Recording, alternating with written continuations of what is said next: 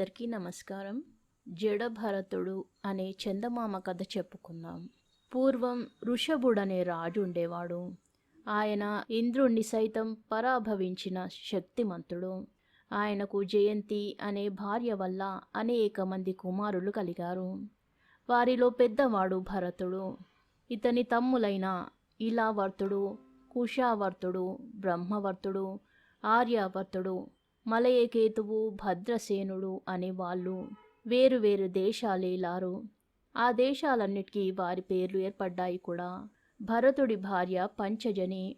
వీరిద్దరికీ సుమతి, రాష్ట్రభుక్కు, సుదర్శనుడు, ఆచరణుడు, ధూమ్రకేతువు అనే కుమారులు కలిగారు. ఋషభుడి అనంతరం భరతుడు రాజై అజనాభం అనే రాజ్యాన్ని అనేక సంవత్సరాలు పాలించాడు. ఆ తరువాత అతను రాజ్యాన్ని తన కొడుకులకిచ్చి తపస్సు చేసుకోవడానికి పులస్త్యపుల ఆశ్రమానికి వెళ్ళి సాలగ్రామం అనే పుణ్యక్షేత్రంలో తపస్సు సాగించాడు. ఒకనాడు భరతుడు చక్ర నదిలో స్నానం చేసి జపం చేసుకుంటుండగా నిండు చూలుతో ఉన్న ఒక లేడీ అక్కడికి నీరు తాగవచ్చింది. అంతలో ఎటునుంచో సింహగర్జన వినబడింది. దానికి బెదిరి లేడీ నది ఒడ్డుకు ఒక్క దూకు దూకింది. అందుచేత దాని గర్భంలో ఉన్న లేడి పిల్ల కాస్త నీటిలో పడిపోయింది. ఒడ్డుకు దూకిన లేడి చనిపోయింది. ప్రవాహంలో పడి కొట్టుకుపోతున్న లేడి పిల్లను భరతుడు పట్టుకొని తన ఆశ్రమానికి తీసుకుపోయి అస్తమానము దాని పెంపకంలోనే మునిగి తేలుతూ తపస్సు కూడా మానేశాడు. ఆ లేడి పిల్ల మీది మమకారం ఆయనను బతికి ఉన్నంతకాలము వదలనే లేదు. చివరకు చనిపోయేటప్పుడు కూడా ఆయన దానినే చూస్తూ ప్రాణాలు విడిచాడు. ఈ కారణంగా భరతుడు మరుసటి జన్మలో లేడి అయి పుట్టాడు. కానీ పూర్వజన్మలో తపస్సు చేసి ఉండడం చేత ఆయనకు పూర్వజన్మ జ్ఞాపకం పోలేదు. అందుచేత ఆయన పుట్టుతోనే తల్లిని విడిచిపెట్టి సాలగ్రామ క్షేత్రానికి వచ్చి అక్కడనే ఆకులు అలములు తింటూ తన ఆత్మను పరిశుద్ధం చేసుకుని కొన్నాళ్లకు లేడి జీవితం చాలించాడు. ఆ తరువాత ఆయన అంగీరసుడనే బ్రాహ్మణుడికి కొడుకై పుట్టాడు. అతను పుట్టినది లగాయతు వట్టి మూఢుడులా ఉండేవాడు. గురువు వద్దకు పంపితే చదువుకునేవాడు కాదు. వైదిక కర్మలేవి చేసేవాడు కాదు. తిడితే జవాబు చెప్పేవాడు కాదు. ఇతని సవతి తమ్ములు ఇతన్ని హేళన చేసి పనికి మాలిన వాడి కింద జమ కట్టేవారు. అతను మట్టి కొట్టుకొని చినిగిన బట్టలతో ఎక్కడెక్కడో తిరిగేవాడు. ప్రజలతనికి దూరంగా తొలగేవారు. కొందరు రాళ్ళు వేసి కొట్టేవారు. ఈ అవమానాలను, దూషణలను, దెబ్బలను అతను ఎంతో ఓర్పుతో వహించేవాడు. ఎక్కడ ఏది దొరికితే దాన్ని తిని ఆకలి తీర్చుకునేవాడు. కొంతకాలానికి ఇతని తండ్రి చనిపోయాడు. ఇతని తమ్ములు ఇతన్ని తీసుకుపోయి పొలాలు దున్నించారు.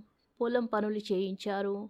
ఎండనక వాననక శ్రమ అనక అతను తమ్ములు పెట్టే తిండి తప్ప ఇంకేమీ తీసుకోకుండా అస్తమానము పని చేసేవాడు.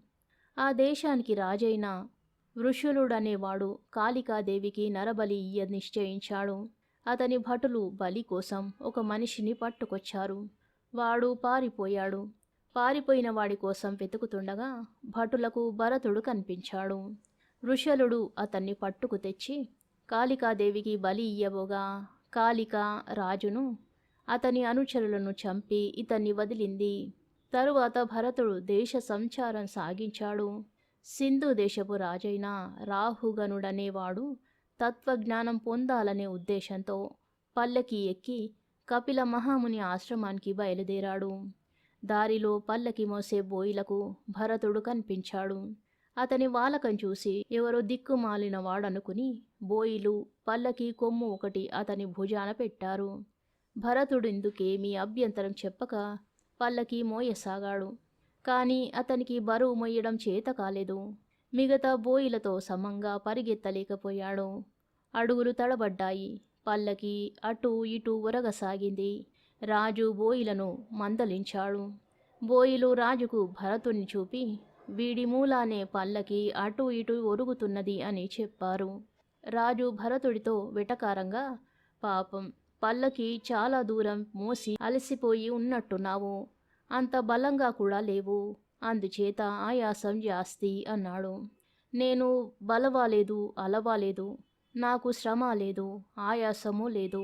నేనసలు నీ పల్లకి మోయడమే లేదు. అది మోసేది ఇంకొకడు అన్నాడు భరతుడు.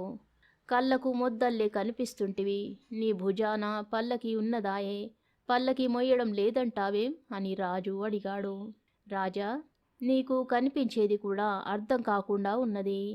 అందుచేతనే అబద్ధాలాడుతున్నావు. ప్రత్యక్ష సాక్ష్యాన్ని నేను చెబుతాను విను. భుజం మీద పల్లకి ఉన్నది. దాని కింద చేతులు, రొమ్ము ఉన్నాయి.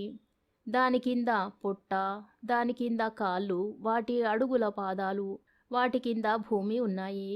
అవన్నీ ఒకదాన్నొకటి మోస్తున్నాయి. మధ్యను నేను నీ పల్లకి మోస్తున్నావంటావెందుకు? కారణాంతరాల చేత ఏర్పడే తేడాలను గుడ్డి లోకం నిజమనుకుంటుంది. మాట వరుసకు నీవు పల్లకి ఎక్కావు. ఈ పల్లకి కర్రతో తయారైంది. ఆ కర్ర చెట్టు నుంచి వచ్చింది. అందుచేత నీవు చెట్టు ఎక్కావంటే అందులో అబద్ధం లేదు. కానీ లోకం ఒప్పుకోదు. అలాంటి అజ్ఞానం చేతనే నీవు పల్లకిలో మోయబడుతున్నావని, ఇంకెవరో మోస్తున్నారని అనుకుంటున్నావు అన్నాడు భరతుడు. ఈ మాటలు విని రాజు పల్లకీలో నుంచి దిగి భరతుడి కాళ్ళపైన పడి, మహాత్మా, నేను తత్వజ్ఞానం తెలుసుకుందామని బయలుదేరి కపిల మహాముని ఆశ్రమానికి వెళ్తున్నాను. ఆ జ్ఞానం మీరే ఉపదేశించండి అన్నాడు. భరతుడతనికి కావలసిన జ్ఞానబోధ చేసి పంపేశాడు. కథ సమాప్తం. చిత్రం విచిత్రం అనే మరో చిన్న కథ చెప్పుకుందాం. ఒకప్పుడు ఒక ఊరిలో గొప్పవారి ఇంట అతి వైభవంగా పెళ్లి జరుగుతున్నది. ఆ వివాహానికి అనేక మంది వచ్చారు. విధి విరామం లేకుండా సంతర్పణలు, సమారాధనలు జరుగుతున్నాయి. పెళ్లి పందిట్లో వేసే విస్తర్లు వేస్తున్నారు. లేచేవాళ్ళు లేస్తున్నారు. ఆ హడావుడి ఇటువంటిది అని చెప్పడానికి వీలు లేకుండా ఉన్నది. ఒకరోజు విందులో 2 బ్రాహ్మలు ఒక బంతిన కూర్చోవడం తటస్థించింది. అందులో ఒక ఆయన కబుర్ల పోగు. పెళ్లివారిచ్చిన విసనకర్రతో ఆయన సావకాశంగా విసురుకుంటూ ఇంత గొప్పగా సంతర్పణ చేస్తున్న పెళ్లి యజమానిని ఒక వంక పొగుడుతూ, చేసిన పదార్థాలను మెచ్చుకుంటూ, లొట్టలు వేసుకుంటూ ఊసులు చెబుతున్నాడు. రెండవ బ్రాహ్మడు కొంచెం పరధ్యానంగా ఉంటున్నాడు. అందుచేత వడ్డన గురించి ఆయనకు అంతగా దృష్టి లేకపోయింది. ఆ రోజున బంతికి వెళ్ళిన వారు ప్రత్యేకంగా పసందైన మామిడి పళ్ళు తెప్పించి వడ్డన చేయించారు. అవి అపురూపమైన మేలు రకం పళ్ళు కావడం చేత చాలా రుచిగా ఉన్నాయి. బ్రాహ్మణు మామిడి పండు తింటూ ఉండగా దానిలోని టెంక కాస్త జారి పక్కనున్న బ్రాహ్మడి విస్తట్లో పడింది. బ్రాహ్మణుడు, అయ్యో, ఇంకేమున్నది, ఆయన ఎటువంటి వాడో మనకు తెలియదాయే. సగం భోజనంలో కోపగించి లేచిపోతాడో, పేచి ఏ పెడతాడో అని హడలిపోయాడు. ఇవాళ పెద్ద పొరపాటు జరిగింది కదా అనుకొని విచారించాడు. ఈ గండం ఎలాగ తప్పుతుందా అనే ఆలోచన అతని మనసులో పీకుతున్నది. తన విస్తట్లో ఎంగిలి టెంక పడిన సంగతి గుర్తించకుండానే ఆ రెండవ బ్రాహ్మడు అటువైపు తిరిగి తన పక్క వానితో మాట్లాడుతున్నాడు. తరువాత కొంతసేపటికి తన విస్తట్లో చూచుకోగా 2 టెంకలు కనబడ్డాయి. పరధ్యానంగా ఉన్న ఆయన బ్రాహ్మణుడిని పలకరించి, ఏమండోయ్ శాస్త్రులు గారు, చూసారో లేదో గాని నా మామిడి పండులో 2 టెంకలున్నాయి సుమండి. ఇటువంటి చిత్రం మనమెన్నడూ కనలేదు, వినలేదు. ఏమంటారు అని అన్నాడు. ఈ మాట వినగానే టెంక జారి విడిచిన బ్రాహ్మడు, భేష్, బాగా ఉన్నది. పరమేశ్వరుడు నాకు గండం తప్పించడానికే ఈ దారి కనబరిచినట్టు తోస్తుంది అని అనుకుని సంతోషించి, అయ్యా, మీరు మామిడి టెంకను గురించిన చిత్రం ఒక్కటే సెలవిచ్చారు. విచిత్రం కూడా ఒకటున్నది. మనవి చేస్తా వినండి. మీ మామిడి పండులో కవల పిల్లలలాగా 2 టెంకలున్నాయి. సరే, నా మామిడి పండులో అసలు టెంకే లేదు. ఇది విచిత్రం అంటారా కాదా అని తమాషాగా సమర్థించుకున్నాడు. ఈ వింతలను చూసిన వాళ్ళు, వీటిని గురించి విన్నవాళ్ళు పొట్ట చెక్కలయ్యేటట్టు నవ్వుకున్నారు. ఇంతకు అసలు రహస్యం ఒక్కళ్ళకు తెలియదు. పొరపాటు అనేది అందరికీ వస్తుంది. అయితే బుద్ధి బలము ఉపయోగించి దానిని సమర్థించుకోవడంలోనే మానవుడు తెలివితేటలు కనబరచాలి. కథ సమాప్తం. శుభం.